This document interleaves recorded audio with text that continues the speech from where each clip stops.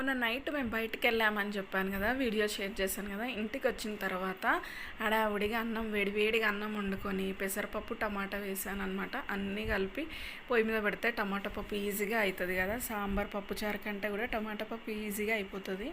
ఇంక ఈ ఎండాకాలము ఈ పెసరపప్పు అయితే ఎక్కువగానే తింటాము. ఎక్కువగా అంటే కొంచెం ఎక్కువ వండుకుంటూ ఉంటాం అనమాట. మంచిగా కొత్తిమీర వేసుకొని చేసుకుంటే ఎంత బాగుంటుంది కదా పెసరపప్పు. అంటే లాస్ట్లో కొత్తిమీర కొంచెం ఫ్రెష్గా యాడ్ చేసుకుంటే చాలా బాగుంటుంది. మేము తినేసరికి 11:20 అట్లా అయిందనమాట. అయితే ఇంకా మేమైతే నేను ఫ్రూట్ కస్టర్డ్ చేసింటనమాట.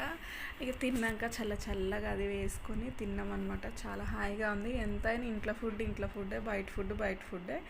మా హస్బెండ్ అన్నాడు ఇంకా బయట తిందామా అని. వద్దులే, ఇంటికెళ్ళి వండుకుందామని చెప్పాను నేను. ఇంటికి వచ్చి ఇంకా పెసరపప్పు టమాటా అన్నం చేసుకొని ఇంకా కూల్గా ఫ్రూట్ కస్టర్డ్ అయితే తిన్నాము.